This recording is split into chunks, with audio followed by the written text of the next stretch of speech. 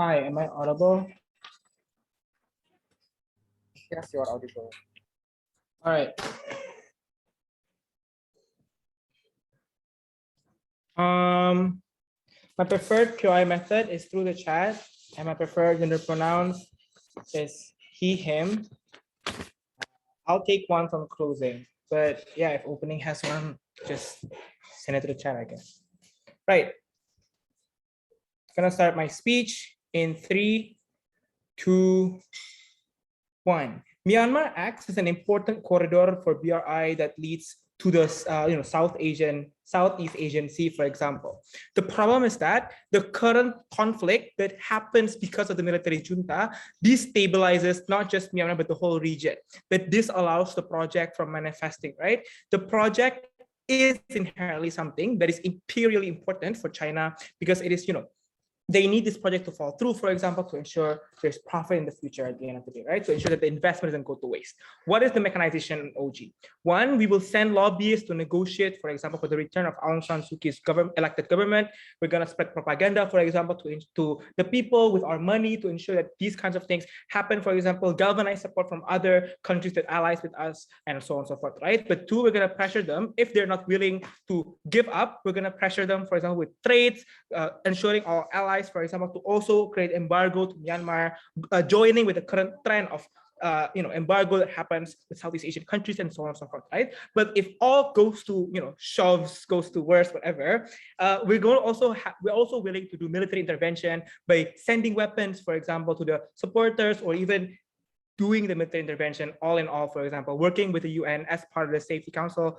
All of those things are capable, just depending on the situation, right? But in the meantime, important to note, what China will do also is that we're going to support the movement with supplies, with safe spaces, for example. If they need to flee the country because they're literally targeted, we are allowed to give, a safe haven for them to ensure that these people can still coordinate through the internet and so on and so forth, give safe space for these people, right? I think two frameworks needs to be established before this debate runs, right? One, it needs to be considered by all houses that Myanmar's condition is really, really bad, right? The power dynamics is literally so severely different, for example, to the point where it's very hard for these people to not necessarily be able to fight up against this junta, right? But the problem also is that conflict happens daily, right? Confrontation physically happens all the time, making people feeling depressed and so on and so forth, right? So there needs to be a context on that, right? But two, we think OP needs to prove then why it's good for China to disallow, for example, Myanmar to be in control of military junta, and the stakeholder you need to appease here is why it's within the interest of China, for example. What happens, but also that China intervenes all the time, right? Things like in Djibouti, in, like Middle East countries, China's intervention is something normal. Why then is this one uniquely bad, right? Two things we're gonna bring in OG. One, talk about why military junta uniquely is bad for China's cooperation with Myanmar, but secondly, the comparative. Why likelihood of success is more important than whatever OO brings, right? First things first, military junta. Whether military junta is uniquely hampering China's interest in Myanmar based on three reasons. One, they built their support on right-wing narrative, on nationality, and shifts on foreign power, right? This is exactly why they are able, for example, to galvanize the fight against overthrowing Aung San Suu Kyi inside the army and to several parts of the Myanmar people as well, right? Because they want to bring out the idea that Myanmar is supremely powerful, for example, when the military was in power, when there was no intervention from outside countries, for example, when it's just them, right? It is uniquely an uncooperative kind of ideology to foreign powers because it hates on immigrant workers. It hates, it doesn't adhere to investment from foreign countries as some kind of investment is important for them, right? The belief that you need to be self-sustainable instead of relying, for example, on other powers makes it harder for us to implement the contract of BRI, right? Because BRI essentially puts Chinese workers inside the countries, for example, needs to ensure that the product is something that China brings, for example, in a form of investment, right? It is hard then for the cooperation to be manifested because the junta in the vessels is unlikely to want to cooperate with you because it means they're betraying the ideology that they already given to their supporters, which made them want to support the junta in the first place, right? Second, it's harmful because it is unsafe. The zone, military junta is incited to the zone of conflict, right? Because the way they rise to power is through ensuring that there is power, that overpowering the people who rise above them, right? This creates the kind of first explanation. This is hard because as long as junta is in power, the people on the ground will continuously want to fight, creating war zones that the country makes it harder for investment to come in because it's going to be seen as a bad investment because it's unsafe, because it's prone to fail at any time because there's fights, for example, makes it harder for us to get the investment we need to inside the country, right? But two, it's bad because military junta creates a culture with, as long as military junta is in power, it creates the culture of military being in power through the powers of overpowering, right? So even if opposition wants to say that there will be no fights now because the people will die, in the future there is culture of overthrowing the existing government through power tackling other powerful members, for example, through fights and conflicts, which we don't think is also a necessarily good investment ecosystem for us to go there, right? But also, it's bad for stability of the region because military uprising and conflict threatens not just in Myanmar, but threatens to overspill to Southeast Asian regions. For example, it is inspiring to other, future military powers to overthrow the governments, for example, which also makes it bad for Southeast Asia region, right? Why is it comparatively better on OG? One, China will be successful because we have the power to fight back. For example, money in funding shelters, lobbies, and so on and so forth, better security powers, etc. Right? So the likelihood of success exists because we have so much money. For example, we're able to galvanize the support. Overthrowing the military junta is already a popular thing inside the narrative of global, for example, because they're inherently unjustified. Therefore, there will be support, right? But why is this good? Two reasons. One, we think that Myanmar will be indebted to China, right? China, because they're going to be seen, okay, China is a savior, for example, that allows us to necessarily overthrow all of these particular powerful, right? No POI, I see. So China will be the power that allows, the Myanmar power to be liberated from the regime of these bad people in the itself, right? Which makes it that when Aung San Suu Kyi is in power, she's more willing to give contracts that is more important, like ensuring we have, military bases in China, ensuring in Myanmar, for example, ensuring that we have cheaper access to goods, for example. This is good because not only is Myanmar is an important geopolitical place, you get better deals inside the particular place to allow you better access to shit, right? But two, it's good because currently China is being smeared campaign as the one who puts this junta in power, for example, as a way to overthrow Aung San Suu Kyi as a fight against democracy. Something that Western propaganda has constantly bombarded you with that makes other countries less likely to want to talk to you, right? So when China does this, it is a fuck you to the whole Western liberal propaganda because we show them that we are also supporting free choice, for example. We're also supporting the democratization, for example. We want our friends to be happy, which makes other countries want to engage to us because they see we're also a trustworthy actor, unlike what the Western liberals say, for example, making us more trustworthy. Very proud to propose.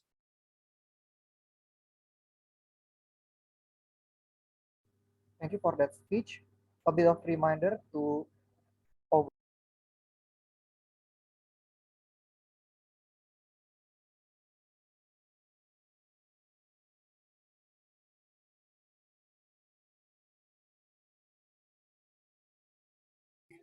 Test, am I audible? Yes, you are. Okay. Kenapa? Iya, udah kelihatan ya? Udah. Okay, test. Okay.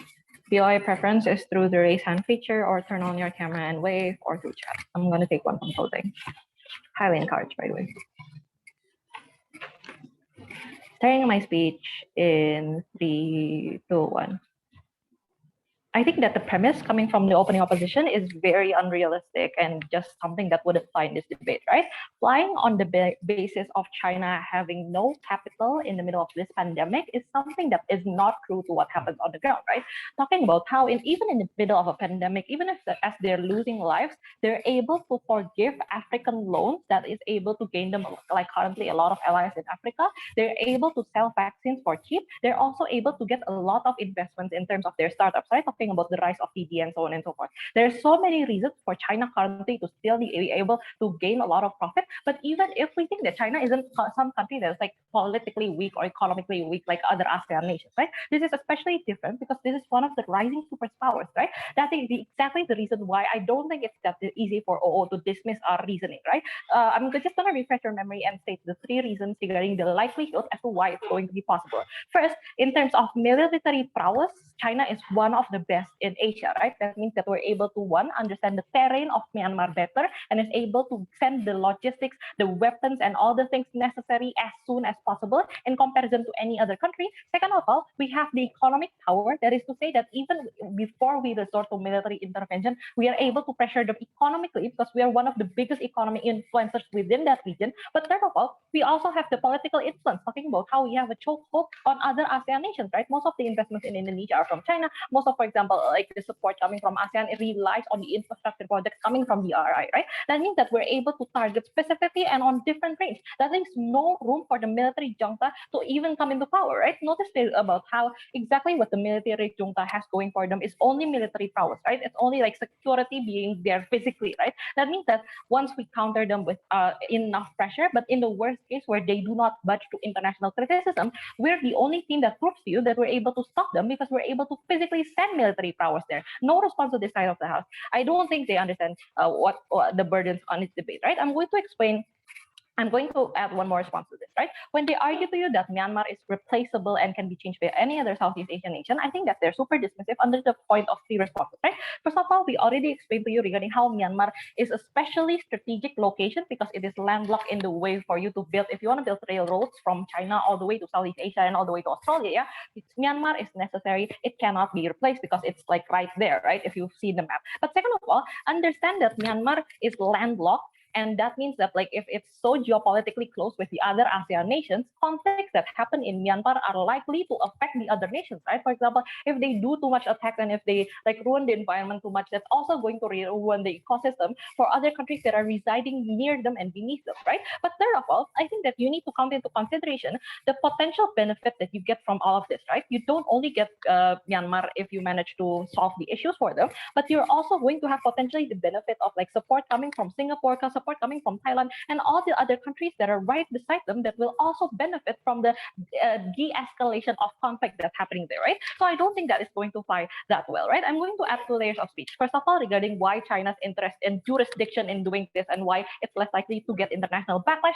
Second of all, talking about how political turmoil that they talk about will not likely happen, right? So in the first extension regarding why China's interest in doing this and the backlash, right? First, understand that China is still a member of the United Nations Security Council, right? So they still have international support. If you take a look of their allies, right, like people like Russia, people like US, or everyone has pretty much conceded that Myanmar is in danger and the military junta is something that's wrong. What's exclusive though, and what's the burden of opposition side to answer, is that there is no alternative power that is like significant enough to help support people on the ground, right? They have no other choice. That means that if US doesn't want to take the burden of sending help towards them, if ASEAN doesn't want to step up and stop their non-intervention policy, then most likely all of the other nations will celebrate if China is the one that's going to step up to the plate and want to take on the burden of helping Myanmar, right? So I don't understand why, for example, it's going to be that bad, the military backlash. But second of all, understand that China, besides for the interest of building up after the pandemic, relies a lot on BRI because BRI is an economic and infrastructure program that is too big to fail, right? It needs to succeed.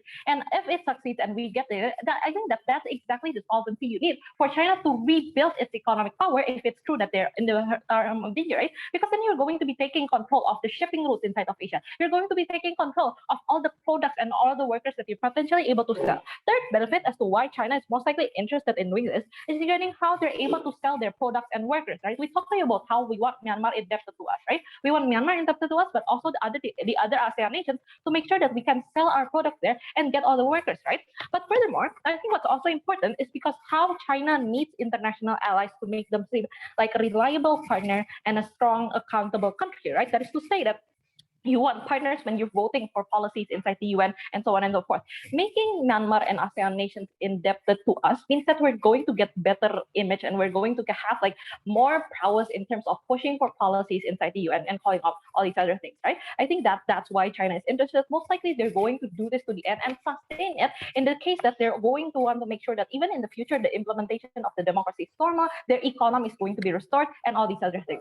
Second extension why it's not going to happen political turmoil and it's only going to become better is because what's especially different regarding Myanmar is that majority of people on the ground consent and is asking for help, right? The reason why it's not going to be framed like an intervention the same way US did in the Middle East is exactly because you're only responding to the calls of people in the ground. It's not that the movement against the military junta is non-existent. If anything, it's existent. If anything, we can simply work alongside with them to send them all the resources necessary and to give enough power to them, right? But third of all, understand that international blame is not going to happen because international is also pushing for people to intervene within ASEAN, right? Understanding that ASEAN is not going to do anything. They need intervention from other parties who are not tied towards that kind of help, right? But second of all, I don't understand why they feel like economic trading partner is something that's bad. Because if anything, I think that there's more benefit that we can get from expanding it from economic trading partner towards political trading partners, right? I think that it's a lot better for us to push these agencies, because once we're able to prove that we care about the stability of the ground and the well-being of the people, it's going to help us gain more benefits and more allies in the future. Countries are going to pick China as a trading partner because they've seen the precedence of China reaching out and helping Myanmar, who is under their wing when they're building the BRI, right? That means that the potential benefit that you get is that one, you get a lot more economic trading partners because you're able to solve this. But second of all, that means that you're less likely to let other countries feed into the Western propaganda of China as a human rights violator, of China as something that's super authoritarian, and so on and so forth. China is rich. Let's make it more rich. We think we propose. Thank you for the speech.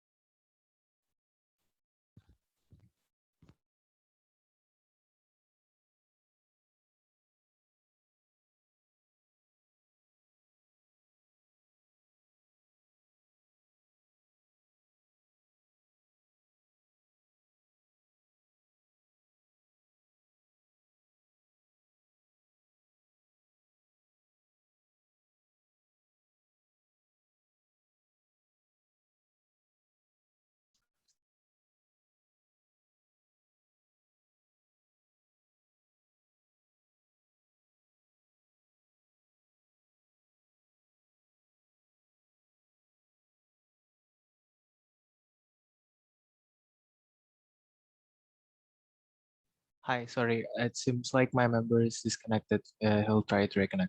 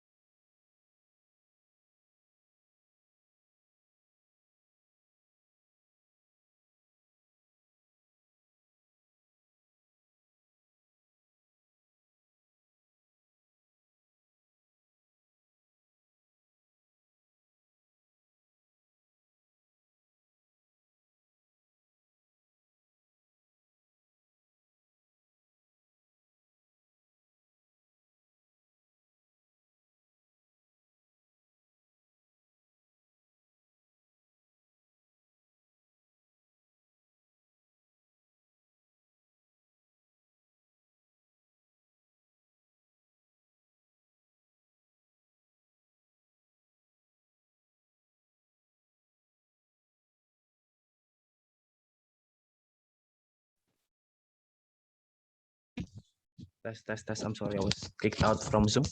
Am I audible now? Or my voice, is it choppy? Is it audible? Yes, choppy, kind of choppy. It's clear, right?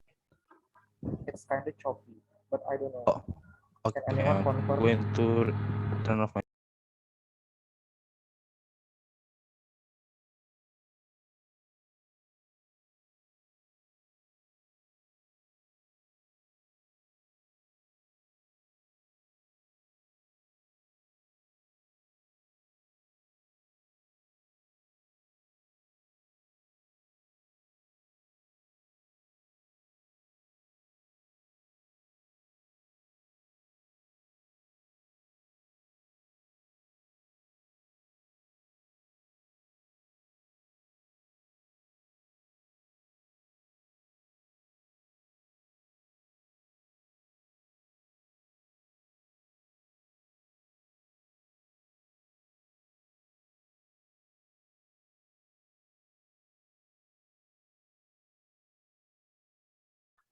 Test. Am I audible? I'm changing my device.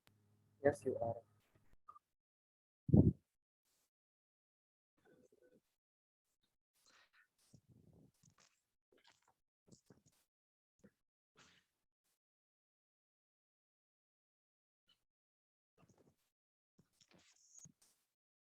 Sorry for the technical problem.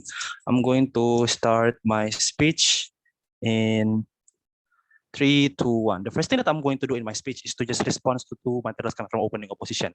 The first one, when I talk about China doesn't have capital to actually do this because there are a lot of problems with COVID-19. I don't think that's the case. China still have a lot of capital. There are 4 reasons for this.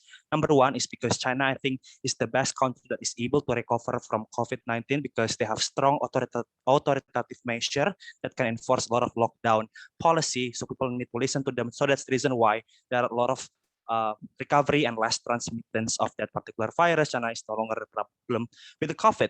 Number two, they are country that can distribute vaccine because they have their own laboratory, so economic productivity is currently already raised. Again, number three is because China is generally a strong, powerful countries economically with a lot of huge GDP and domestic growth because of their massive industrialization in the last 50 years. And number four is because they have a lot of debt trap diplomacy being conducted to a lot of developing countries. They can acquire a lot of infrastructures and sell it in the open market. So that's the reason why China is that strong. Number two, when opening opposition wants to talk about China can still find other replacement of Myanmar market because Myanmar is just one country and BRI can still be engaged in other country than Myanmar. And I think opening government is not really responsive to this because that is true that BRI can be replaced outside of Myanmar, but there are 3 important contexts of Myanmar that cannot be replaced. Number one is because Myanmar have a lot of reserve on pipeline of oil and gases that can be used as the reserve of China's main exporting products. Number two is because China has outsourced a lot of factory labors production into Myanmar because China right now has a problem of increasing minimum wage because of people in China currently getting more prosperous, so they need to outsource a lot of jobs to Myanmar and other countries in Asia because it's just more lucrative to spend less salary. And number three is because Myanmar can be used as a tool and leverage to have more political alliances in South China Sea Code of Conduct diplomatic discussion. So that's the reason why Myanmar is not replaceable. I think it aged more than opening government. So just going to explain the one huge extension of macroeconomic efficiency to engage with Myanmar within the framework of international deals. I think Oji has hinted this analysis, but their response, I don't think it's good enough, and it's not actually factually correct in substantiating their points. There are 3 reasons that I think Elgard said to explain why China will get more economic benefit if they do democratization. A, to have military junta that is hating on right-wing immigrants, hating populism, so China's deal wouldn't be accepted and the workers would be kicked. That's what Elgard said. I don't think that's true because in fact, the Myanmar government is quite pragmatic. If you give them money, they would benefit. They would be friendly to you. That's why we have BRI negotiation with the Myanmar in the very first place. So that's not factually true. B, when Oji talks about zones of conflict, I don't think that there is no mechanization whatsoever in the opening government. Why military intervention suddenly can solve conflicts? Because intuitively speaking, intervention creates conflict. So OG cannot resolve this. And see, when they talk about culture of military overpowering, which isn't really related to the actual economic cooperations argument. So I think these three reasons opening government isn't good enough. So how CG give you the real responses on why China would be economically benefit if you support democratization? That's the reason why we have macroeconomic efficiency. But the first part of this argument, I would like to explain the likelihood of success. The reason as to why Myanmar can sustain the economic sanction from US and European Union through series of boycott, divestment for the last 10 or 20 years is because despite a lot of freezing of financial asset or the divestment on the state-owned enterprises owned by Myanmar, it's still failing to create regime change or to create deterrent effects toward Myanmar military junta is because China is still holding a lot of asset on military junta in Myanmar. They still support this regime. So if as China, we cut off the last lifeline of Myanmar support, which is China, it means that we have the best leverage to actually can create this regime changes because there will be less money owned by the military junta to fund the military campaign and to fund a lot of military attacks towards domestic civilians. And at that point, pro-democracy group has more leverage to support their causes because there will be like middle ground of discussion. This is also to respond opening opposition argument about backlash. There is no backlash because literally US, EU, Russia hits Myanmar for these democratic abuses and that the only veto is being given by China. So literally there is no international backlash. But what are the outcome? The outcome is not only what OG say to just solve conflict somehow that is not explained, but we can monitor the functionality of democracy in the post-war reconciliation.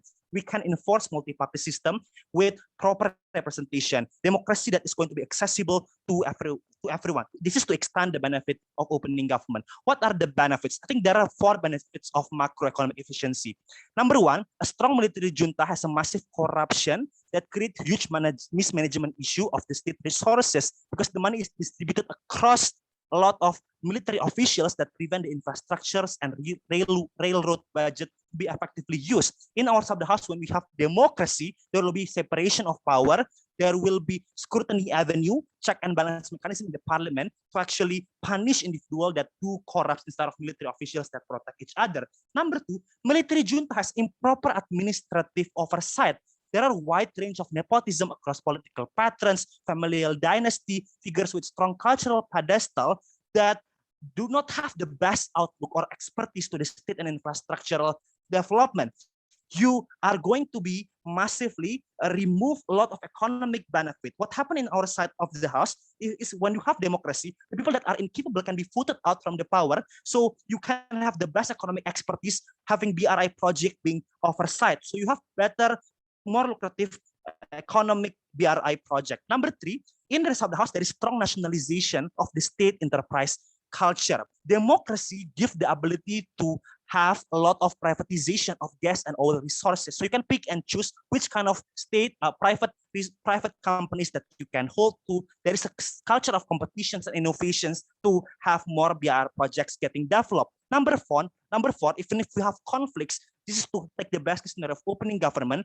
Now, in both of the house, clearly there are conflicts because there will be power struggle, there will be difference of identity. But in all of the house, when you have culture of democracy, for every single disagreement and dissonances, it will be articulated through legitimate democratic participation, through actually going to the street, to actually asking for changes, go to the ballot boxes, to have your political voices being aspired instead of going to the violence way to the street because currently there is civil war and there is this authoritarian leader. The 4 mechanization of why democracy is better for China's economic benefit wins us over opening bench. Thank you for the speech. Now we call upon MO here.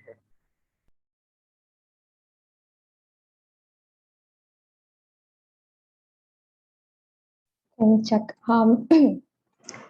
If you have any POI, please do so in the chat. I'm going to start my speech in 3, 2, 1. I think OG needs to be kicked out of this debate, right? Because they said to you 2 things. First, Myanmar needs to be intervened because the CCP wants stability. And second of all, because the problem, this is the only way where, for example, we can secure our investment. But just because you are successful in eliminating the military in Myanmar doesn't mean that you erase the instability inside Myanmar. The reason why the military is so strong is because there are actually still a lot of people who support the military. And the people who support the military are actually powerful people where they do have like full access to the money inside Myanmar. And also the problem with OG's argument is that they seem to have a huge assumption that supporting a country's democracy is a short-term plan when it's actually the opposite. You have to be there for decades if at best you succeed, you will have to like watch out for any remnants of the military, which means that even if you do have the capital, you're going to waste so many resources and time. But CG also couldn't say that they could take Myanmar. That's because they couldn't prove why the long-term intervention of China in Myanmar will be supported by the Myanmar people. That's because it's one thing to support, like, for example, the toppling down of military junta, but it's another thing to like take away the independence of people inside Myanmar and therefore control all the democracy and also like the voting process that they have inside Myanmar, right? Because the people in Myanmar are actually advocating for freedom, and we say that if you take away from them, I think that the same logic also applies, that people in Myanmar also wouldn't have like support to the CCP intervening in Myanmar. So this debate is about strategy, right? Because unlike our opening, factually speaking, China do not agree with the military junta that happens in Myanmar. We can see that because of the instability that it has caused for the past couple of months.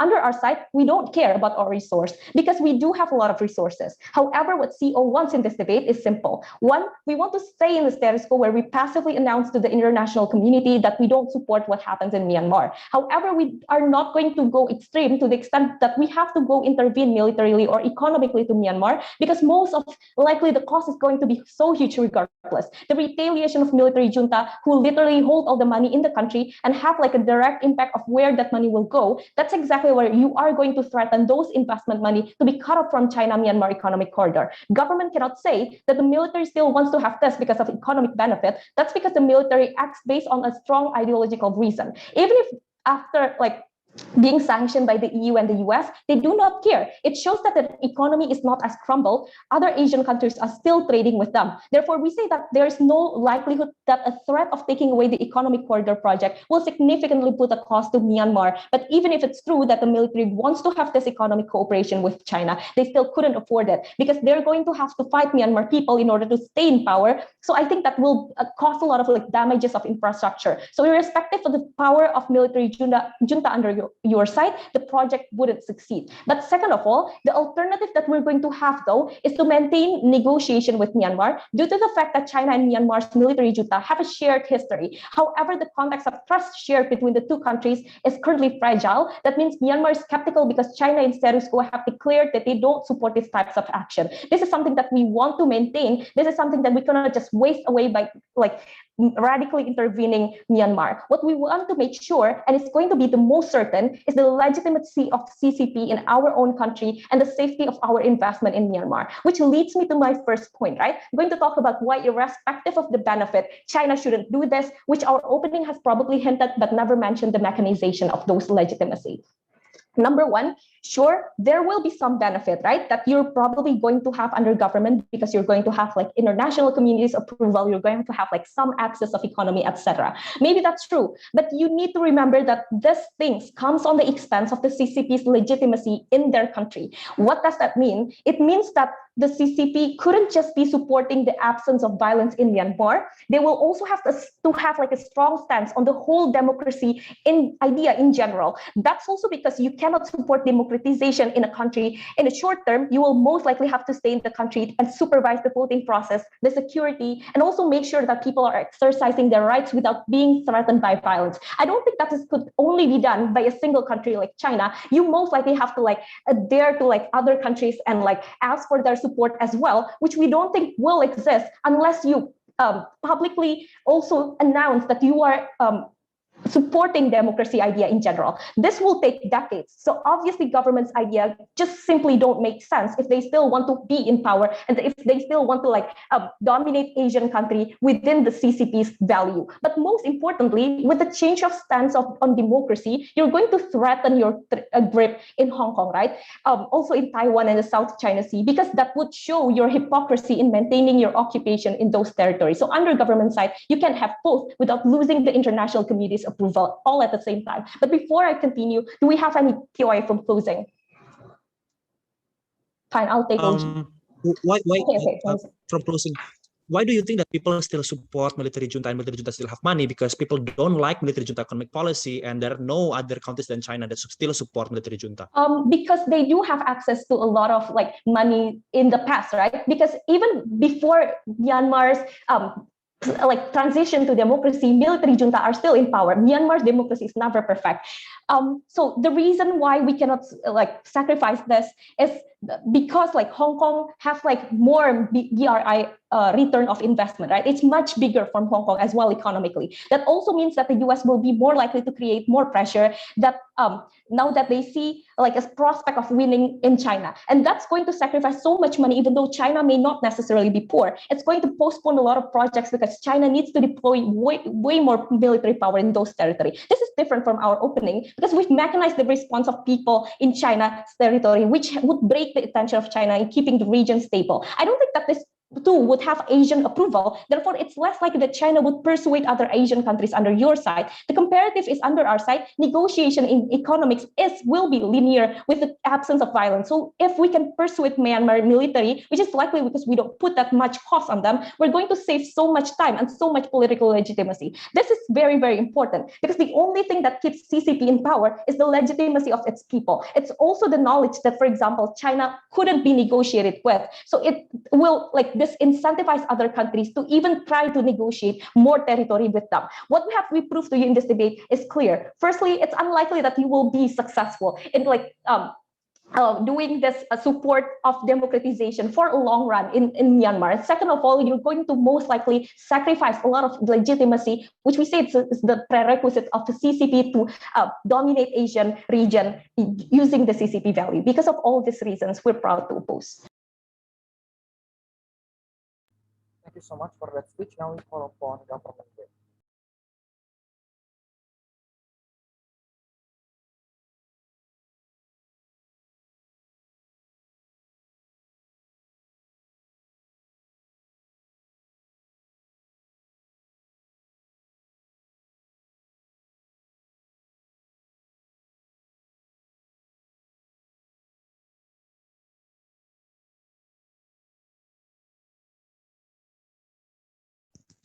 Am I audible? Yes, you are. Okay, cool. Wait, I'm just gonna start my timer first.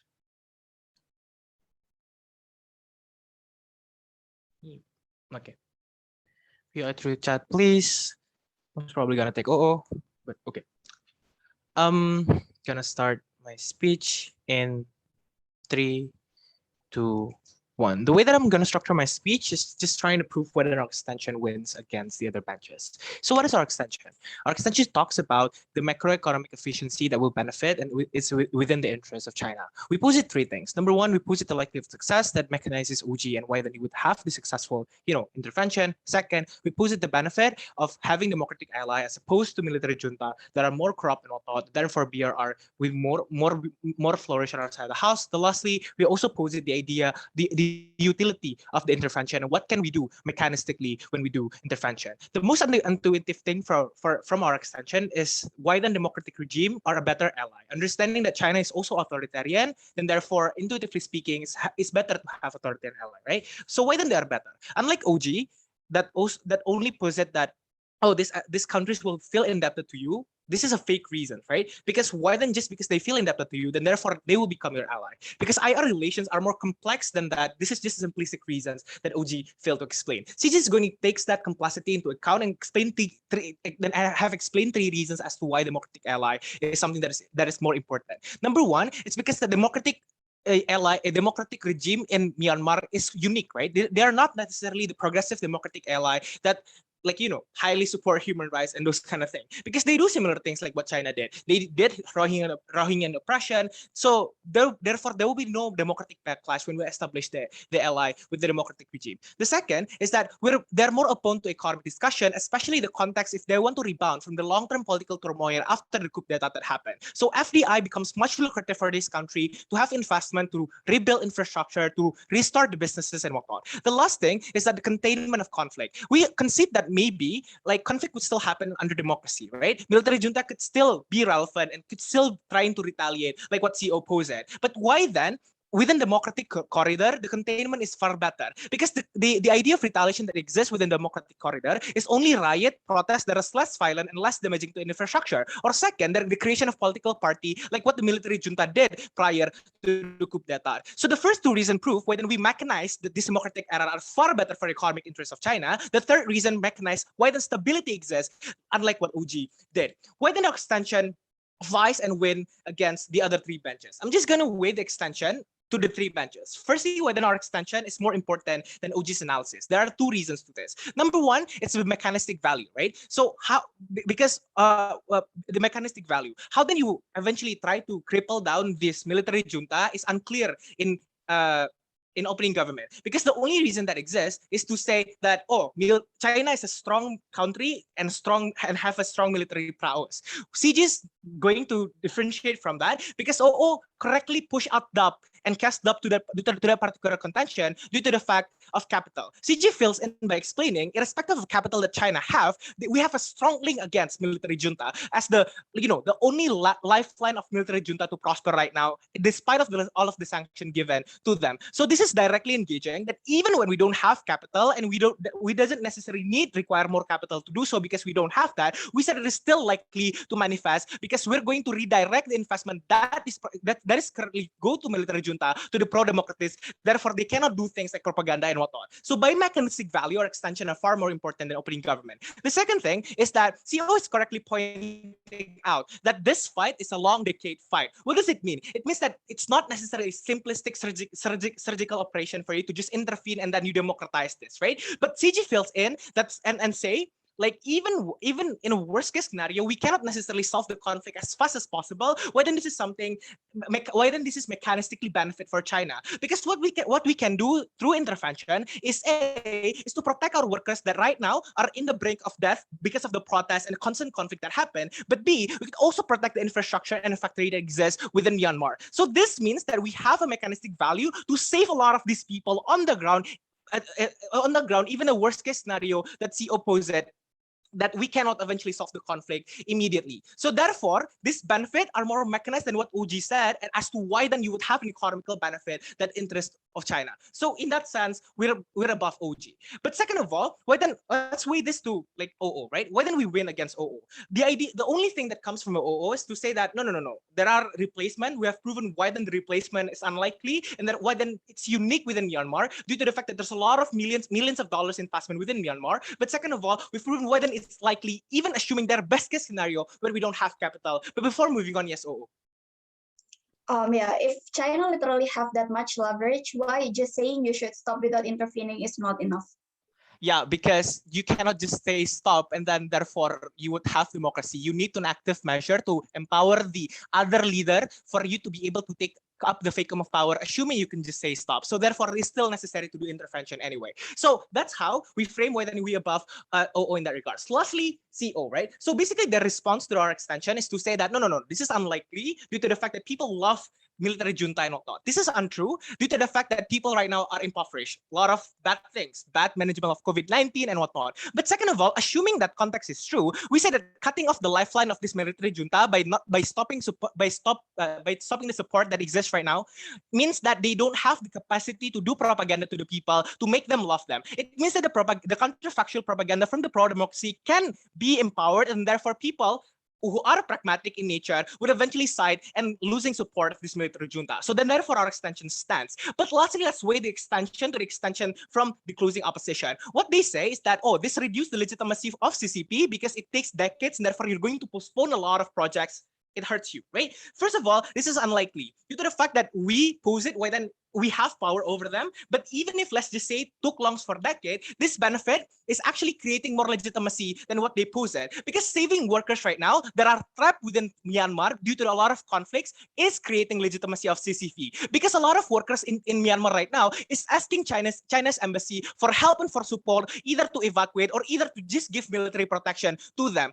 The fact that you fail to do this and just abandon the conflict means that you reduce the CCP's legitimacy due to the fact that the people domestically feel that CCP is not strong enough to protect our brother that are working overseas and whatnot. So if you're talking about legitimacy, exactly doing something are far better than doing nothing, like what CEO wanted to do. So the conclusion is, sure, assuming that we cannot solve the conflict immediately, but intervention by value give you benefit that otherwise you wouldn't have on their side of the house. So if you're talking about legitimacy on that metric, we cater to that better. Very proud to propose. So much for the speech. Now we call upon opposition web. Am I audible? Yes, you are. Okay. Oh, wait a second.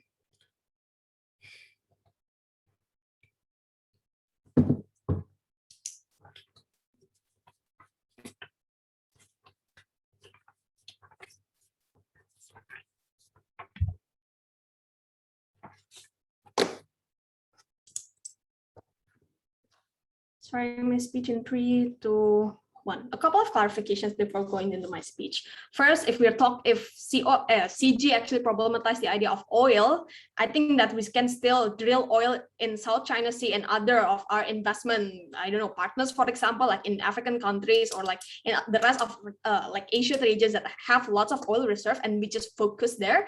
Notice that in South China Sea, we have more infrastructure and more barrels of oil. That means first, we don't have to start from zero, and we don't have to literally secure pipelines because we already built it in the middle of the sea. Second of all, we have more return of investments because there are more barrels of oil that are being produced. This is also mutually exclusive with enacting democratization in Myanmar. Notice that first, when you enact democratization in Myanmar, it means you will have to split resources of infrastructure building. That means you probably will reduce your investment in South China Sea's oil reserve or oil pipe building and like the building of the harbors and so on. Second of all, you probably also split the number of troops and defense resources to the Myanmar and allocate less of the number to the South China Sea and the rest of other territories. That means that this is mutually exclusive and you will lose that in your side of the house. Second of all, if they problematize saving workers, I think that we don't care about that because like these workers are just minority of the population, and our Chinese people are apathetical even with people of their own. For example, they don't care if Uyghur got slaughtered in Xinjiang, for example, even though they share the same language and share the same blood, right? I think Chinese people don't really care about foreigners as long as there are some differences upon them. That means it's okay for us to politicize it. They don't even care much. Okay, so first, engagement to CG, and let's compare it to our extension. I think that let's point out that the total reform of a country is very, very costly. Yes, we admit that there's a marginal benefit of oil workers and allies, but what do you lose at the expense? First, that means you will have to split resource. That means you decrease attention and defense on territories like Hong Kong, Taiwan, and South China Seas. Notice these are three most important territories because of two reasons. First, because they generate completely higher profit, GDP, and also investment. Notice that Hong Kong and Taiwan are one of the central places of investment, and they generate way more than Myanmar in a year. But second of all, they're also more crucial to maintain our territorial legitimacy. Notice that how CCP has been acting last year is to prevent secessionists of Hong Kong and Taiwan, means that these are two very important regions for them. Second of all, this signals that CCP are now leaning to democratization and freedom. And it's just not like implicit hints, for example, but ensuring election, multi-party system, allowing democratizations, free speech, and so on. This is like 100% different from what they do in their own land and what they do in the rest of like other countries or like other proxies in the world, right? For example, in Middle East, they don't support for any democratizations. So what are these results into? First, this creates momentum of uprising in Hong Kong and Taiwan, because now the huge population that demand for democratic rights, things like forming political parties, free speech, and so on, can have a momentum and demand like executives like Carrie Lam, like, look, your mainland China actually supports democracy. Why don't they support it in our own land? Second of all, this uprising will destroy stability and economic growth in these two territories. Notice that the loss that you gain from losing these territories and the uprising in these territories is much more significant than the loss that you face in Myanmar.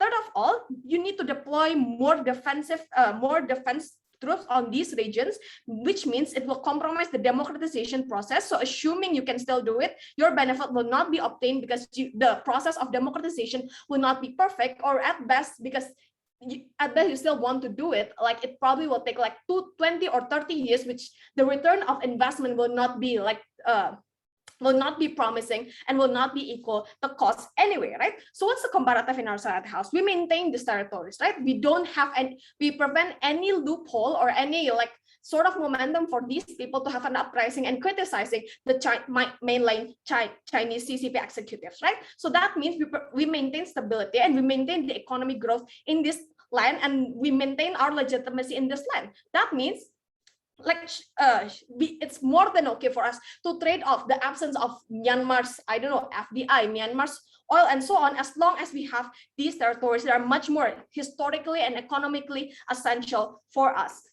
Before second contention, any OG, sure, Elgar.